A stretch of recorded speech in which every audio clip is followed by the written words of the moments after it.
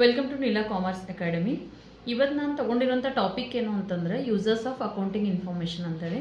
ಅಂದರೆ ಯಾವುದೇ ಒಂದು ವಿಷಯವನ್ನು ನಾವು ಕಲಿಬೇಕು ಅಂತಂದಾಗ ಆ ವಿಷಯವನ್ನು ನಾವು ಯಾಕೆ ಕಲಿಬೇಕು ಅನ್ನೋದನ್ನು ತಿಳ್ಕೊಂಬೋದು ಬಹಳಷ್ಟು ಇಂಪಾರ್ಟೆಂಟ್ ಅದ.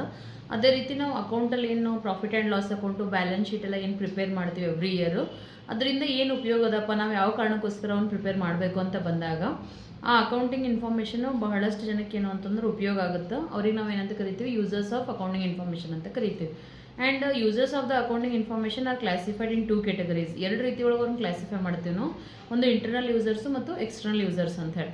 ಇಂಟರ್ನಲ್ ಯೂಸರ್ಸ್ ಅಂತಂದರೆ ಕಂಪನಿ ಒಳಗಡೆ ಇರ್ತಕ್ಕಂಥವ್ರು ಏನು ಅಕೌಂಟಿಂಗ್ ಇನ್ಫಾರ್ಮೇಷನನ್ನು ಬಳಸ್ತಾರೆ ಅವ್ರಿಗೆ ನಾವು ಇಂಟರ್ನಲ್ ಯೂಸರ್ಸ್ ಅಂತ ಕರಿತೀವಿ. ಅದರೊಳಗೆ ಮೊದಲೇದಾಗಿ ಏನು ಅಂತಂದ್ರೆ ಓನರ್ಸು, ಬೋರ್ಡ್ ಆಫ್ ಡೈರೆಕ್ಟರ್ಸ್ ಅಥವಾ ಶೇರ್ ಹೋಲ್ಡರ್ಸ್, ಇವರಿಗಂತೂ ಕಂಪಲ್ಸರಿಯಾಗಿ ನಮ್ಮ ಬಿಸ್ನೆಸ್ಸಿಂದ ರಿಸಲ್ಟ್ ಏನಾಗಿದೆ ಅಂತ ತಿಳ್ಕೊಳ್ಳೋಂಥ ಅವಶ್ಯಕತೆ ಡೆಫಿನೆಟ್ಲಿ ಇರುತ್ತೆ.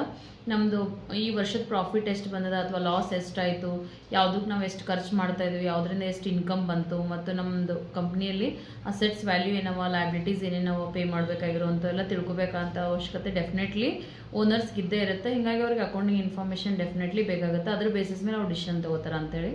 ಅದೇ ಥರ ಡಿಪಾರ್ಟ್ಮೆಂಟಲ್ ಹೆಡ್ಸ್ ಅಥವಾ ಮ್ಯಾನೇಜರ್ಸಿಗೆ ಕೂಡ ಅಕೌಂಟಿಂಗ್ ಇನ್ಫಾರ್ಮೇಷನ್ ಬೇಕು. ಯಾಕಂದ್ರೆ ಅವ್ರದ್ದು ಡಿಪಾರ್ಟ್ಮೆಂಟ್ ರಿಲೇಟೆಡು, ಪ್ರಾಜೆಕ್ಟ್ ರಿಲೇಟೆಡ್ ಅವರೆಲ್ಲ ಪ್ಲ್ಯಾನ್ ಮಾಡ್ತಾ ಇರ್ತಾರೆ. ಆ ಪ್ಲ್ಯಾನಿಗೆ ಸಂಬಂಧಪಟ್ಟಂಗೆ ಹಿಂದಿನ ವರ್ಷದ ಅಕೌಂಟಿಂಗ್ ಇನ್ಫಾರ್ಮೇಷನ್ ಎಲ್ಲ ತಿಳ್ಕೊಂಡ್ರು ಅಂದ್ರೆ ನೆಕ್ಸ್ಟ್ ಅವ್ರಿಗೆ ಈಗ ಸದ್ಯದ ಸಿಚುವೇಶನ್ಸ್ ರಿಲೇಟೆಡ್ ಹೆಂಗೆ ಪ್ಲ್ಯಾನ್ ಮಾಡಬೇಕು, ಮತ್ತು ಅವ್ರ ಪ್ರಾಜೆಕ್ಟಿಗೆ ಎಷ್ಟು ದುಡ್ಡು ಬೇಕಾಗಿದೆ, ಅಷ್ಟು ಅವೈಲಬಿಲಿಟಿ ಐತೋ ಇಲ್ಲೋ, ಅಥವಾ ಅದ್ರ ರಿಕ್ವೈರ್ಮೆಂಟ್ ಏನಿದೆ ಅದನ್ನು ತಿಳ್ಕೊಳ್ಳೋ ಸಲುವಾಗಿ ಡೆಫಿನೆಟ್ಲಿ ಅವ್ರಿಗೆ ಅಕೌಂಟಿಂಗ್ ಇನ್ಫಾರ್ಮೇಷನ್ ಬೇಕಾಗುತ್ತೆ.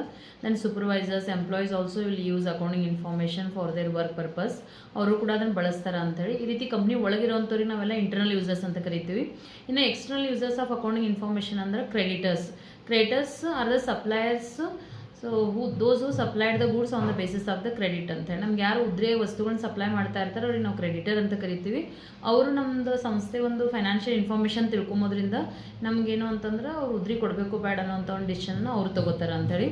ಅದೇ ಥರ ಬ್ಯಾಂಕು ಮತ್ತು ಫೈನಾನ್ಷಿಯಲ್ ಇನ್ಸ್ಟಿಟ್ಯೂಷನ್ ಅವರು ಕೂಡ ಲೋನ್ ಕೊಡಬೇಕಾಗಿ ಬಂದಾಗ ನಮ್ಮ ಫೈನಾನ್ಷಿಯಲ್ ಡೀಟೇಲ್ಸ್ ಕಂಪ್ನಿ ಕೇಳಿ ಬಿಸ್ನೆಸ್ ಕಂಡೀಷನ್ನು ಅಥವಾ ಟರ್ನ್ ಓವರ್ ಚೆನ್ನಾಗಿತ್ತಂದ್ರೆ ಮಾತ್ರ ಲೋನ್ ಕೊಡುವಂಥ ಒಂದು ಡಿಸಿಷನ್ಸ್ ತಗೋತಾರೆ. ಅದೇ ರೀತಿ ಏನು ಅಂದ್ರೆ ಪೊಟೆನ್ಷಿಯಲ್ ಇನ್ವೆಸ್ಟರ್ಸ್ ಅಂತೇಳಿ, ನಮ್ಮ ಕಂಪ್ನಿಯಲ್ಲಿ ಯಾರಾದರೂ ಇನ್ವೆಸ್ಟ್ ಮಾಡಬೇಕು ಅನ್ನೋಂಥವ್ರು ಇದ್ರು ಅಂದರು ಅವರು ಕೂಡ ನಮ್ಮ ಕಂಪ್ನಿ ಬಗ್ಗೆ ಎಲ್ಲ ಒಂದು ಫೈನಾನ್ಷಿಯಲ್ ಡೀಟೇಲ್ಸನ್ನು ತಿಳ್ಕೊಂಡು ಏನು ಅಂದರೆ ಇನ್ವೆಸ್ಟ್ ಮಾಡಬೇಕು ಬೇಡ ಅನ್ನೋಂಥ ಡಿಸಿಷನ್ಸ್ ತಗೋತಾರೆ. ಅದೇ ರೀತಿ ಕಾಂಪಿಟೇಟರ್ಸು. ಸೊ ಯಾವಾಗಲೂ ನಮ್ಮನ್ನು ಅಬ್ಸರ್ವ್ ಮಾಡ್ತಾ ಇರ್ತಕ್ಕಂಥವ್ರಿಗೆ competitors also required our company financial informations.